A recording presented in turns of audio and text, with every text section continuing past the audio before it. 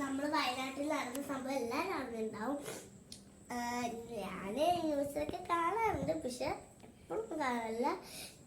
ഞാനും പപ്പയും എൻ്റെ അനിയത്തിയും കൂടി പോയിട്ട് അമ്പലത്തിലൊക്കെ പോയിട്ട് അതിനെക്കുറിച്ച് പ്രേയറൊക്കെ ചെയ്തിട്ടുണ്ടായിരുന്നു. കുറേ പേര് അമ്മയില്ലാതെ അച്ഛനില്ലാതൊക്കെ ആയപ്പോൾ പ്രേയറൊക്കെ ചെയ്തിട്ടുണ്ടായിരുന്നു. അപ്പം എൻ്റെ അനിയൻ അതിനെക്കുറിച്ച് ആ ഒരു വലിയ ദുരന്തത്തിനെ കുറിച്ച് ചിത്രം വരച്ചിട്ടുണ്ട്. ബാക്കി അനിയൻ പറഞ്ഞോളൂ. ഇതിപ്പോ ആ വണ്ടിയാണ്. ഈ വണ്ടീന്റെ മേലോട്ട് ഈ മണ്ണും കല്ലൊക്കെ ഇവിടെ വരച്ചാണ് ഞങ്ങള്. ഇപ്പൊ നമ്മള് ഇതെന്റെ അമ്മൂമ്മന്റെ വീട്ടിലാണ്. ഇപ്പൊ അവിടെ നിന്നാണ് ഇത് പേപ്പറിൽ വരച്ചതാണ്. ഇത് ആ വണ്ടിയാണ്, മണ്ണ് വീണ ആ വണ്ടി. ഈ മണ്ണ്, ഈ ശരിയ മണ്ണ് കേട്ടോ, അവിടെ കുറച്ചുകൂടി ആക്കിയിട്ട് ഇതാണ് ആ വണ്ടി. ആ വണ്ടി ഷീറ്റ് വച്ചാണ്. നമ്മളിപ്പോ എൻ്റെ അമ്മൂമ്മന്റെ വീട്ടിലാണ്. ഇവിടെ നിന്നാണ് ഇത് പേപ്പറിൽ വച്ചതാണ്. ആ ഏട്ടനാണ് ഈ ഇതാണ് വെള്ളം. ആ വെള്ളത്തിലോട്ട് വീണപ്പോ ഏട്ടനാണ് ഇങ്ങനെ മുങ്ങിപ്പോയി. അതാണ് ഞാൻ ഇപ്പൊ വരച്ചേക്കുന്നത്. ഇനി വെള്ളപ്പൊക്കത്തിൻ്റെയൊക്കെ വരച്ചൊക്കെ അറിയാം. അത് വരച്ചെങ്കിൽ നിങ്ങൾ ലൈക്ക് ഇട്ടാൽ മതി. വേറെ വിഷമൊന്നുമില്ല. നമ്മൾ ന്യൂസൊക്കെ കണ്ടിട്ടുണ്ടായിരുന്നു വയനാട്ടിൽ വെള്ളം കയറിയത്. അതില് ഏട്ടൻ പെട്ടതിനൊപ്പം കാശുണ്ടായിരുന്നു. അത് കണ്ടിട്ടുണ്ടാവും എന്ന് വിചാരിച്ചിരുന്നു. ഇപ്പൊ ഞാൻ ലൈക്ക് ഇടാൻ പറഞ്ഞിട്ടുണ്ട്. വെള്ളമൊക്കെ പൊക്കം ഇങ്ങനെ വരെ നിന്നുകൊണ്ട് നിൽക്കുമ്പോൾ പെട്ടെന്ന് വന്നെടുക്കും. ഈ ഏട്ടനാണ് ആ വണ്ടിയിലാണ് ആദ്യം തന്നെ പെട്ടുപോയിട്ടുണ്ട്. ഇപ്പൊ വെള്ളം പൊക്കത്തിൽ പപ്പേനെ ചേച്ചീനും പിന്നെ മിമ്മിനും അറിയുന്ന ആൾക്കൊക്കെ പെട്ടുപോയിണ്ടാവും. വയനാട്ടിൽ ഉണ്ടാവും, അവരൊക്കെ പെട്ടുപോയിണ്ടാവും. അതിന് വെച്ചനാ ഇതിൽ എഴുതിണ്ട്. അത് ഏട്ടന് കൊച്ചാണ്. ഇതിപ്പോ ഞാൻ ഇത് പറയാണ്. ഇത് എഴുതിയതല്ല. ഇതിപ്പോ എഴുതിയുണ്ടെങ്കിലും പറഞ്ഞിട്ടുണ്ടെങ്കിലും നിങ്ങൾക്ക് വിഷമാവും. അതുകൊണ്ടാണ് ഞാൻ പറയുന്നത്. ചെക്കിൽ നിങ്ങൾ ന്യൂസിലൊക്കെ കണ്ടിട്ടുണ്ടാവും. അത് നിങ്ങൾക്ക് എത്ര സൗണ്ട് കൂട്ടി എല്ലാവർക്കും ചെവി ഇങ്ങനെ ഒന്ന് വേനെടുക്കുന്നത് കൊണ്ടാണ് ഞാൻ ഇപ്പം ഇങ്ങനെ പറയുന്നത് കേട്ടോ. നിങ്ങളൊക്കെ അറിയുന്ന അപ്പൂപ്പന്മാരനോടും അച്ഛന്മാരനോടും എല്ലാവരോടും പറയണം. അപ്പം എന്ത് കാര്യം പറഞ്ഞിട്ടുണ്ട്, പിന്നെ എല്ലാം പറയണം. നല്ല എന്തൊക്കെയോ പറഞ്ഞിട്ടുണ്ട്. പിന്നെ വെള്ളപ്പൊക്കത്തിൻ്റെ കാര്യം പറഞ്ഞിട്ടുണ്ട്. വയനാട്ടിലും പിന്നെ നമ്മളെ കോഴിക്കോടും വെള്ളം കയറിയിട്ടുണ്ട്.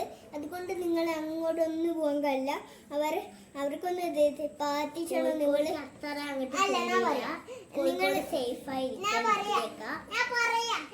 ഇപ്പൊ എന്റെ ചേച്ചി എന്തോ പറഞ്ഞെന്താറ് മനസ്സിലായിണ്ടാവില്ല.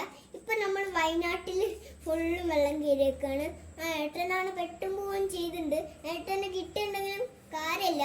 ആ വെള്ളമൊക്കെ ആയതുകൊണ്ട് ഏട്ടൻ ആ വെള്ളത്തിൽ ഇങ്ങനെ ഒലിച്ചു പോകും. അതുകൊണ്ട് നിങ്ങൾ സൂക്ഷിക്കണം, പാത്തിക്കണം. നിങ്ങൾ അങ്ങോട്ടൊക്കെ വരികയാണെങ്കിൽ നിങ്ങൾ സേഫായി ഇരിക്കുകയാണെന്ന് പറയുന്നു. ദൈവമാണ് നമ്മളൊക്കെ നോക്കുന്നത്. ദൈവത്തിനോട് നിങ്ങൾ പാത്തിച്ചാൽ മതി. ഇതാണ് വയനാട്ടിൽ പെട്ട എത്ര ആൾക്കാരുണ്ടാവും, അവർക്കൊക്കെ ഒന്ന് പാത്തിച്ചാൽ നിങ്ങൾ. അല്ലെങ്കിൽ വയനാട് ഒന്ന് നിങ്ങൾ കണ്ടു വെച്ചാൽ മതി. ഫോട്ടോ എടുത്തിട്ടുണ്ടാവും, നിങ്ങൾക്ക് അങ്ങോട്ട് പോയിണ്ടാവും, എല്ലാം ചെയ്തിട്ടുണ്ടാവും. കയറിയതാണ്. നിങ്ങളൊന്നും പേടിക്കണ്ട. നിങ്ങൾ സത്തോട്ടൊന്നും വരില്ല. വയനാട്ടിൽ മാത്രമേ കയറിയുള്ളൂ. ഇപ്പം എൻ്റെ നമ്മളെ പൂനൂറൊക്കെ വെള്ളം കയറി. അവിടെ നിന്ന് നിങ്ങൾ പൂവ് കയറി വെക്കുകയാണ്. എൻ്റെ വീട്ടിലോട്ടൊന്നും എത്തൂല. ഉദ്ഘോഷൻ്റെ മേലെയാണ്. ഇപ്പം എൻ്റെ വെള്ളത്തിൻ്റെ എവിടെ ഒന്ന് വെള്ളം കയറിയിട്ടുണ്ടെന്നോ തോന്നുന്നത്. നിങ്ങളൊക്കെ സൂക്ഷിച്ച് നിൽക്കണം. പേടിച്ചണ്ട, നിങ്ങളൊന്നും പേടിച്ചണ്ട. എന്നാ വെള്ളം കയറിയിട്ടുണ്ടെങ്കിൽ ഞങ്ങൾ വന്ന് എത്തിച്ചാൽ നിങ്ങൾ പേടിച്ചണ്ട. വയനാട്ടിലേക്ക് ഞാനും എൻ്റെ എൻ്റെ എല്ലാവരും എൻ്റെ ഫാമിലീസ് എല്ലാവരും നന്നായി പ്രാർത്ഥിക്കേണ്ടത്. നിങ്ങളും എല്ലാവരും പ്രാർത്ഥിക്കേണ്ടതെന്ന് എനിക്കറിയാം. പിന്നെ അല്ലാണ്ട് എല്ലാം വലിയ ടെക്കിലെന്ത് ആളെ പെട്ടുകയും ചെയ്ത് വലിയ എന്തൊക്കെയോ അപകടങ്ങളാണ് അവിടെ സംഭവിച്ചിരിക്കുന്നത്. നിങ്ങൾ അവിടെയൊക്കെ വെള്ളം കയറി. അവിടെയൊക്കെ നിങ്ങൾ സൂക്ഷിച്ച് നിൽക്കണം. അല്ലെങ്കിൽ അവിടെയൊക്കെ നിങ്ങൾ പെട്ട് മരിച്ചു പോവും. അതുകൊണ്ട് നിങ്ങൾ സൂക്ഷിച്ചിരിക്കണം. പുറത്തോട്ടൊക്കെ ഒന്ന് ഇറങ്ങി നോക്കണം. വെള്ളം വന്നാൽ നിങ്ങൾ പെട്ടുപോകും. അതുകൊണ്ടാണ് ഞാൻ പറയുന്നത് പുറത്തോട്ടൊന്ന് ഇറങ്ങി നോക്കണം. അല്ലെങ്കിൽ കള്ളന്മാരൊക്കെ ഉണ്ടെങ്കിലും നിങ്ങൾ വലിയ ആൾക്കാരെ ഇറങ്ങാൻ പാടുള്ളൂ.